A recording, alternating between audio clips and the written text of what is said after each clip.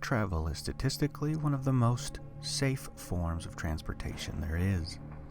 People fly across the globe with aircraft coming and going at all hours of the day and night. There are dozens upon dozens of checks that take place even before one leaves the ground, from the airport to the attendants, from the pilots to the ground crew. So much happens behind the scenes to make sure passengers have a safe and comfortable experience in the air. But what happens when a pilot decides to crash their aircraft in an attempt to take the lives of all on board? What checks are in place to keep the one person with their hands on the controls from losing their mind in flight? Well, in the case of Japan Airlines Flight 350, we found out that there were no checks for such an occurrence that ended up taking the lives of 24 passengers on a cold February day in 1982. This is the story of Captain Seiji Katagiri in the case of the pilot of death. Being a pilot is a stressful profession. Constantly traveling across time zones and even across the globe takes its toll on even the best and brightest of pilots. There are all manner of checks and tools an airline might use to determine a pilot's fitness to fly, but those tests have not always been equal across the board, especially when people are looking at the bottom line for a company's financials. Captain Seiji Katagiri had flown for a number of years prior to the crash, but his time in the air was not without incident. Only a year before the disaster, the captain asked and was granted a leave of work due to his fragile mental condition. But his challenged mental state would not last, it seems, as Katagiri would later pass an exam conducted by Japan Airlines and would be allowed back into the captain's chair not long after. Perhaps this was an isolated incident. Perhaps Katagiri was pushing himself too hard as a young captain, and the stress of the job managed to crack him. Perhaps the needed time off would have been enough to refresh and center him, if only the airline had dug just a little deeper. You see, Katagiri's compromised mental state was not a one-time affair, and in fact was something well documented by his personal doctor and his wife.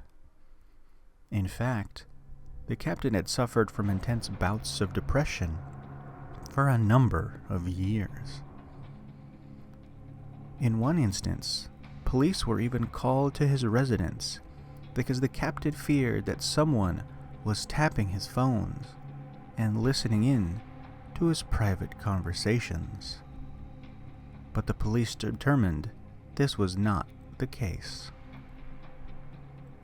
His wife too found Katagiri's mental state a challenge, and had even feared for her own safety due to his actions at home, even going so far as to leave her husband for a time, before eventually returning to him.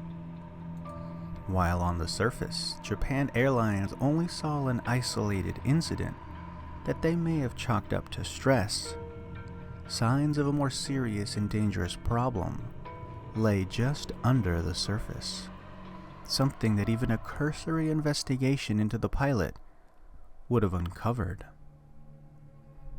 And while many of these issues could be considered private, an incident only a day before the deadly crash should have been enough to alert Japan Airlines that Katagiri, already once given leave for erratic behavior, that it was time to bench the pilot.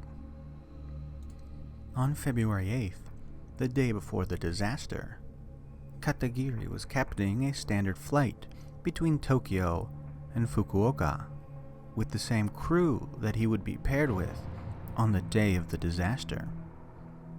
But just after takeoff, Captain Katagiri made a dangerous and illogical right turn by switching the right side engines to counterthrust, a move that would have sent the aircraft into a dangerous and deadly spin.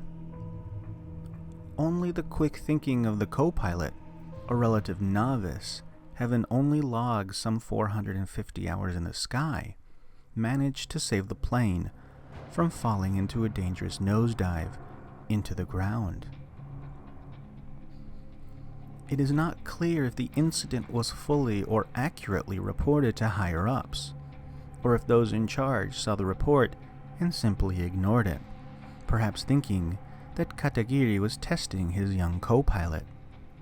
But whatever the reason, the incident was one that would have at least warranted a meeting and temporary grounding. Then, on February 9th of 1982, Japan Airlines Flight 350 took off on a domestic flight from Fukuoka to Tokyo, a return flight from what the crew completed the day before, and for most of the flight, things seemed completely normal. But then, as Flight 350 was approaching Haneda Airport, Captain Katagiri, almost exactly as he had done the day before, threw two of the plane's engines into reverse, causing the aircraft and its 166 passengers to plunge into the Tokyo Bay. Katagiri had attempted suicide, and in the process tried to take the entire plane down along with him. It was only by the quick thinking and action of the first officer and flight engineer, who worked to restrain the captain as the plane went into a nosedive, did anyone survive. The pair would do their best to correct the dive and re-engage the engines, but the plane was far too large to correct with such little time left before impact.